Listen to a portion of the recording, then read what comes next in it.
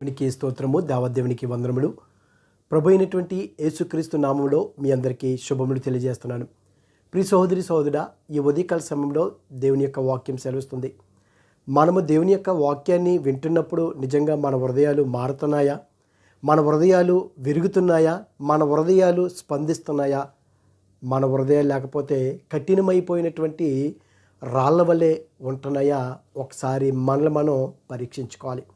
అనుదినము ప్రతి క్షణము కూడా దేవుని యొక్క సేవకుల ద్వారా లేకపోతే మనమే వాక్యాన్ని వింటున్నాము, బోధిస్తున్నాము, చదువుతూ ఉన్నాము కూడా. మన హృదయాలు నిజంగా విరుగుతున్నాయా, లేకపోతే మన హృదయాలు స్పందిస్తున్నాయా లేదా? ఒక్కసారి మనల్ని మనం పరీక్షించుకోవాలి. చూడండి, ఆదిమ కాలంలో చూసుకున్నట్లయితే అపోస్తలులు వాక్యాన్ని బోధిస్తున్నప్పుడు నిజంగా వారందరూ కూడా మారిపోయారు కదండి. వారందరూ కూడా నిజంగానే మనం కూడా ఈ దినాల్లో వాక్యాన్ని వింటున్నాము, వినేసి చాలా సంతోషంగా ఈ వాక్యం నా కొరకే వచ్చింది అనుకుంటున్నాం. దైవ సేవకులు ఉంటే కనుక చాలా మంచి వాక్యం చెప్పారు అంటాం, ప్రార్థన చేయించుకుంటాం, వెళ్ళిపోవటం. కానీ ఇక్కడ మాత్రం వారు ఆ విధంగా ఉండలేదండి. వాక్యాన్ని విన్నారు. చూడండి, అపోస్తుల కార్యములు అనేక సార్లు ఈ యొక్క వాక్యాన్ని మనం విన్నాము, అయినప్పటికీ కూడా దేవుడు మనతో మరలా మాట్లాడుచున్నాడు. అపోస్తుల కార్యంలో చూసుకున్నట్లయితే 2వ అధ్యాయము 36వ వచనంలో చూస్తే, మీరు సిలువ వేసిన యేసునే దేవుడు ప్రభువుగాను క్రీస్తునుగాను నియమించెను, ఇది ఇశ్రాయేలు వంశమంతయు రూఢిగా తెలుసుకునే వాళ్ళని చెప్పాను. అపోస్తులంటే పేతురు గారు వారందరికీ, యూదులందరికీ కూడా వాక్యాన్ని బోధిస్తున్నాడు. ఇదిగో ఇశ్రాయేలు నిజమైనటువంటి దేవుడు ఈయనని వారు గ్రహించుకోలేదు, వారు తెలియకే ఆయన సిలువ వేశారు. ఇవన్నీ కూడా చెప్పుకుంటూ వస్తున్నాడు అపోస్తులైనటువంటి పేతురు గారు. 2వ అధ్యాయము అంత మనం చదువుకుంటూ వస్తేనే విన్నటువంటి వారు అందరూ కూడా వాక్యాన్ని వారు అంటున్నారు. వారు ఈ మాట విని హృదయంలో నొచ్చుకుని, అంటే వాక్యము వారిని పొడిచిందంటండి. పొడచబడి, మూల భాషలో ఫుట్ నోట్లో వాక్యము వారిని పొడిచింది, వారిని గద్దించింది, వారితో మాట్లాడింది, వారి హృదయాల్ని పలికింపచేసింది, స్పందించేటట్లుగా చేసింది. మనం కూడా వాక్యాన్ని వింటాము, కానీ అనేక మంది హృదయాలు స్పందించవో.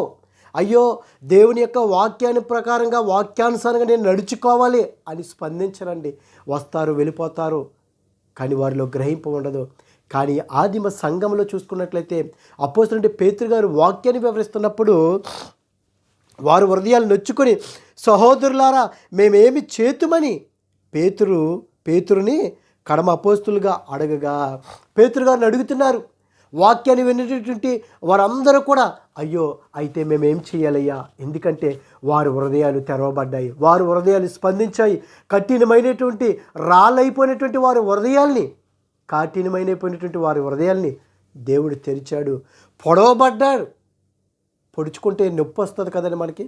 ఎవడైనా పొడిస్తే, గిల్లితేనే నొప్పి వస్తుంది కదా. పొడిస్తే ఇంకా ఎంత నొప్పి వస్తుందండి, ఇంకా భరించగలమా? భరించలేము. ఆ విధంగా దేవుని యొక్క వాక్యము వారి హృదయాల్ని పొడిచిందండి. అందుకే వారు స్పందించారు.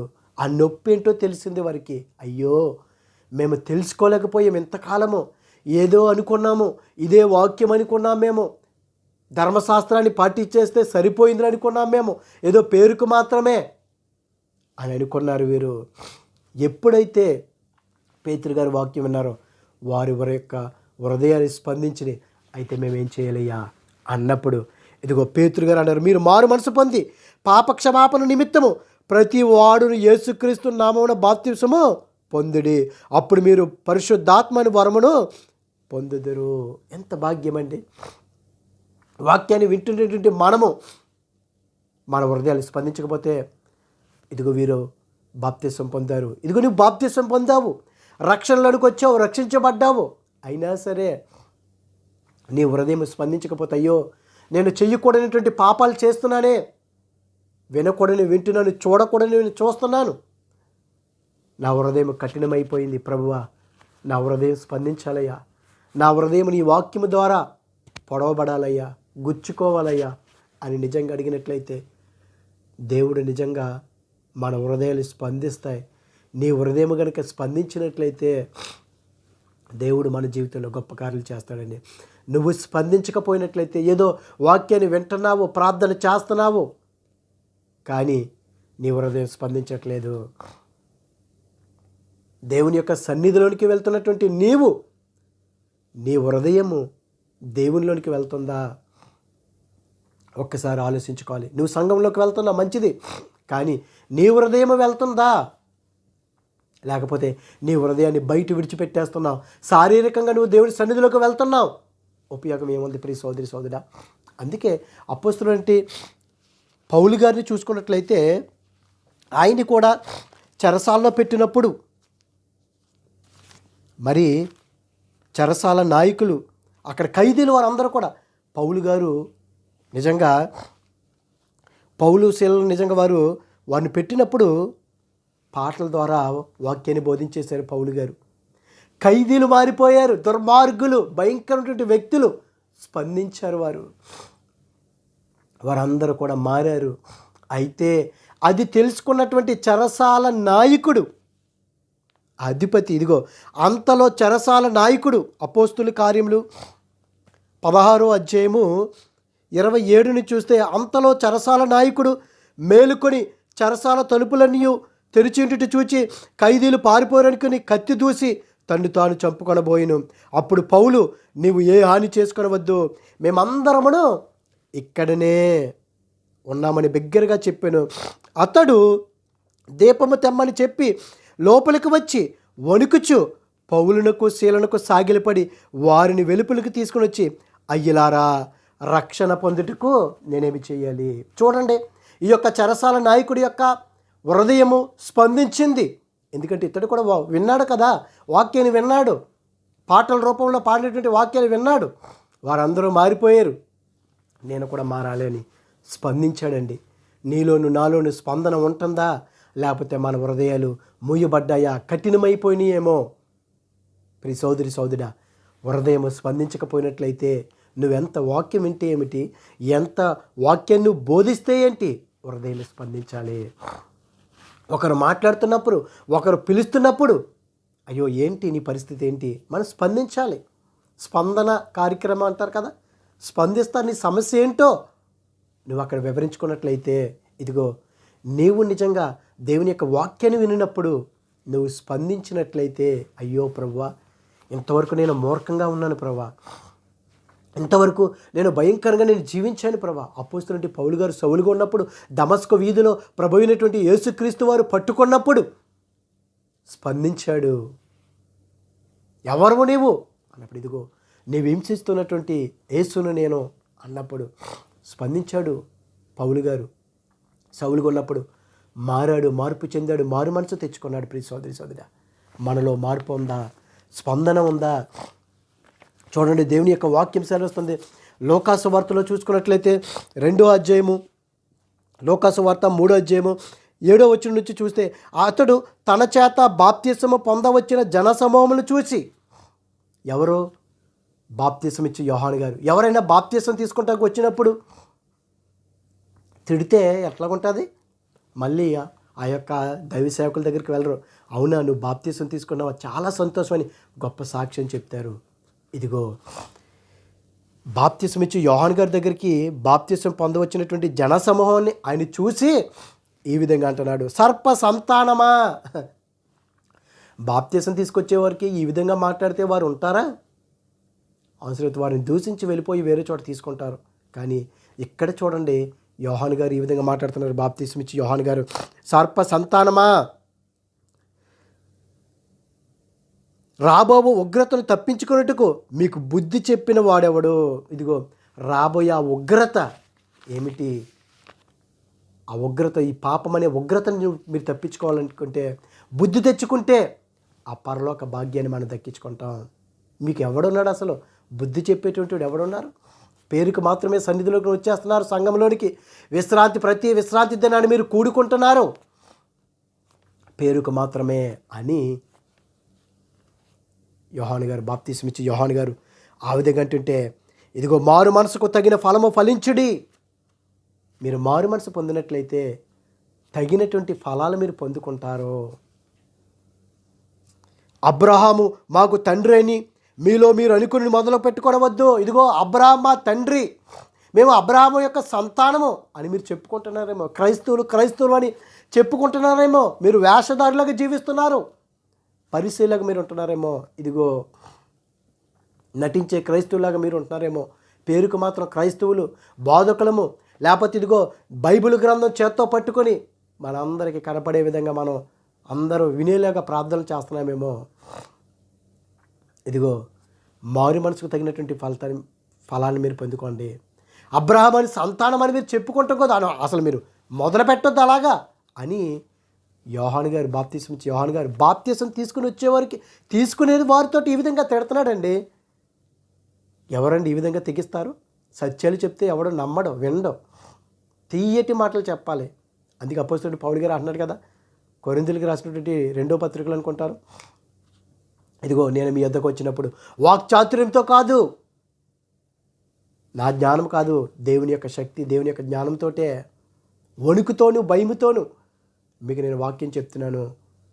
సిలువ వేయబడినటువంటి యేసుక్రీస్తు గురించి మాత్రమే. మీ వద్దకు వచ్చినప్పుడు నేను తీయటి మాటలు మాత్రం నేను చెప్పట్లేదు. ఇదిగో దేవుడు ఈ రాళ్లను అబ్రహామునకు పిల్లలను పుట్టింపగలనని మీతో చెప్పుచున్నాను. చూడండి, దేవునికి అసాధ్యమైనది ఏముంటుందండి? ఒక పురుషుల్లో నుంచి ప్రక్కటెముకని తీసి అవ్వను తయారు చేశాడు. ఒక అద్భుతం అది. అలాగే మీరు ఫలించండి అని ఒక స్త్రీ పురుషుడు కలుసుకుంటే బిడ్డలు కలుగుతారు.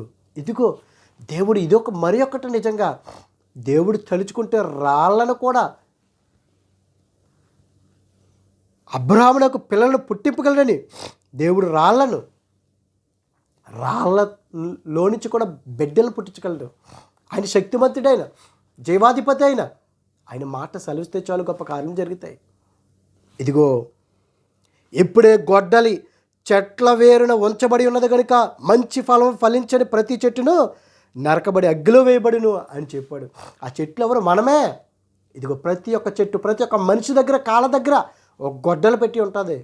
నువ్వు మారకపోయినట్లయితే, ఫలింపకపోయినట్లయితే, దేవునికి నువ్వు స్పందించకపోయినట్లయితే నరికి వేయబడతారు అని అన్నప్పుడు వీరు స్పందించారండి. తిట్టుకుని వెళ్ళిపోలేదు మనకలాగా, లేకపోతే వేరే సన్నిధిలోకి వెళ్ళిపోలేదు. వారు అంటున్నారు, జనులు, అలాగైతే మేమేమి చేయవల్లని అతను అడుగుగా. ఇదండి స్పందన అంటే ఇది. అయ్యో మేమేం చేయలేయ్యా, అబద్ధాలయ్యా, నేను ఎంతవరకును దొంగతనాలయ్యా, ఇదిగో వేషధారుల వల్ల ఉన్నానయ్యా, ఇదిగో నా అందాన్ని చూసుకొని నేను గర్వపడిపోయినయ్యా, నా జ్ఞానాన్ని చూసుకొని నేను విర్రవీగిపోయినయ్యా, నేనేం చెయ్యాలయ్యా అని ఏ సేవకుడి దగ్గరికి మనం వెళ్ళి అడుగుతాం. మనం ప్రార్థన, నా అప్పులు పోవాలి, నా ఇరుకులు పోవాలి. దేవుడు తీసేస్తాడు అవి. ఈ భూమి మీద ఉన్నంత వరకు మనకు అలాగే ఏదో ఒకటి సమస్య ఉంటుంది. దేవుడు మనకు తోడుగానే ఉంటాడు.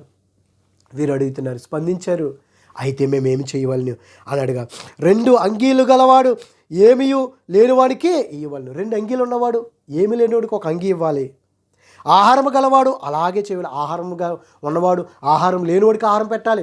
అంగీ లేనివాడు, అంగీ ఉన్నవాడు ఎవడైతే ఉన్నాడో 2 అంగీలు ఉంటే ఒక అంగీ ఇవ్వాలి అని. ఇలాగంటే సుంకరులు వచ్చారు, బాప్తిసము పొందవచ్చి, బోధకుడా అయితే మరి మేమేమి చేయాలంటే, ఇదిగో మీకేదైతే అతడు మీకు నిర్ణయించిన దానికంటే ఎక్కువ తీసుకొనవద్దు. మీకు ఎంతైతే డబ్బులు పన్ను కట్టాలన్నారో అంతే తీసుకోండి, ఎక్కువ మీరు తీసుకోవద్దు.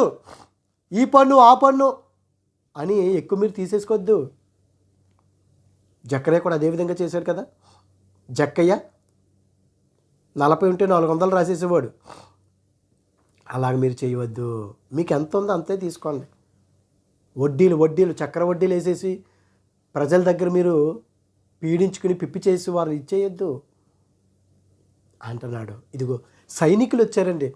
అయితే మరి మేమేం చేయలేయ్యా అని అంటే చూడండి, సైనికులను మేమేమి చేయవాలని అతను అడిగిరి. అందుకు అతడు, ఎవరిని బాధ పెట్టకు, ఎవరి మీదను అపనింద వేయకయు, మీ జీతములతో తృప్తి పొందుడు. చూడండి, సైనికులు, రక్షక భటులు, పోలీసులు, సంరక్షకులు మేమేం చేయాలి.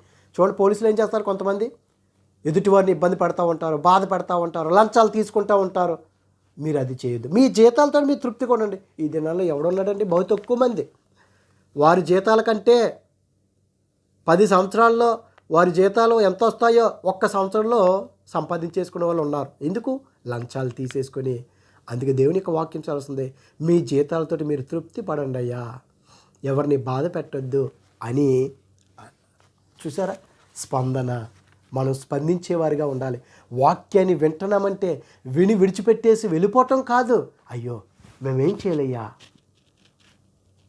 నేను మారు మనసు పొందాలి, ఇదిగో ఈ లోకంలో ఉన్నటువంటి చెడ్డవన్నీ నేను చూస్తున్నానయ్యా, టీవీ ముందు పెట్టుకుని ఏవేవో చూస్తున్నానయ్యా, నేనేం చేయాలి? స్పందించాలి. స్పందించే క్రైస్తుడిగా నువ్వు ఉండినట్లయితే 1 Pétరు 5:10 తన నిత్యమహిమకు క్రీస్తునందు మిమ్మల్ని పిలిచిన సర్వ కృపానిధియగు దేవుడు కొంచెము కాలము మీరు శ్రమపడిన పిమ్మట తానే మిమ్మల్ని పూర్ణముగా చేసి స్థిరపరిచి బలపరచును. కొంచెము కాలము మనం శ్రమ పడినట్లయితే పరిపూర్ణంగా దేవుడు చేసి ఆయన ఎదుట మనల్ని స్థిరపరుస్తాడు, బలపరుస్తాడు. కాగా దేవుడు తన ఐశ్వర్యం చెప్పున క్రీస్తు యేసునందు మహిమలో ప్రతి అవసరమును తీర్చును. మన ప్రతి అవసరాన్ని ఆయన తీరుస్తాడండి. దేవుని వాక్యం ఇది నా సొంత మాటలు కాదు. ఫిలిప్పీలకు రాసినటువంటి పత్రిక 4:19 చదివితే అక్కడ ఉంటుంది, క్రీస్తు యేసునందు మహిమలో ప్రతి అవసరము తీర్చును. తల్లిదండ్రులు మన ప్రతి అవసరాలు తీర్చడాలి, కొన్ని తీర్చవచ్చు. భార్య లేకపోతే భర్త కొన్ని అవసరాలు మనకు తీర్చవచ్చు. తల్లిదండ్రులుగా మనం కూడా బిడ్డలకు కొన్ని అవసరాలు తీర్చుతాం, అన్నీ తీర్చేయలేం కొన్నిసార్లు. కానీ దేవుడు మన ప్రతి అవసరాన్ని తీరుస్తాడు. నమ్మకంగా ఉంటే, నువ్వు స్పందిస్తే దేవుడు మనల్ని ఆస్వాదిస్తాడు. ఇదిగో దేవుని యొక్క వాక్యం చేస్తుంది, దుఃఖపడి వారు ధన్యులు. అయ్యో నాలో ఉన్నటువంటి దుఃఖాన్ని తీసేయండి, నాకు ఎల్లప్పుడూ సంతోషమే కావాలి అని మీరు అనుకుంటాం కాదు. దేవుడు సంతోషపరుస్తాడు మనల్ని. ఇదిగో దుఃఖపడి వారు ధన్యులు. ఆ దుఃఖం ఉంటేనే మనలో ఆ ధన్యత ఉంటుంది. కనుక మనందరము కూడా స్పందించేవారిగా ఉందాం. అటువంటి కృపదేవుడు మనందరికీ దయచేయను గాక. ఆమేన్. పరిశుద్ధుడా, ప్రేమగల తండ్రి, మహిమగల దేవానికి స్తోత్రాలు దేవా. పాపులము, అయోగ్యులము, ఎన్నికలేంటి వాళ్ళు ఎందుకు పనికిరంటాం తండ్రి. ఇదిగో దేవా, నీ వాక్యాన్ని వింటున్నటువంటి మేమందరము కూడా స్పందించేవారుగా ప్రభా మేము ఏమి చేయాలో మమ్మల్ని ప్రభావ మేము పరీక్షించుకొని మిమ్మల్ని అడగటానికి మాకు మార్గం సరళం దయచేయమని నీ కృపలో భద్రపరచండి. అనారోగ్య బిడ్డలకు ఆరోగ్యాలు దయచేయండి. ఇదిగో తండ్రి, ఏదైనా వివాహ వేడుకలు, పుట్టినరోజు ప్రతి ఒక్క బిడ్డ మీరు ఆశ్రయించమని క్రీస్తు నామమున అడిగిన పరమ తండ్రి. Amen, amen. God bless you all.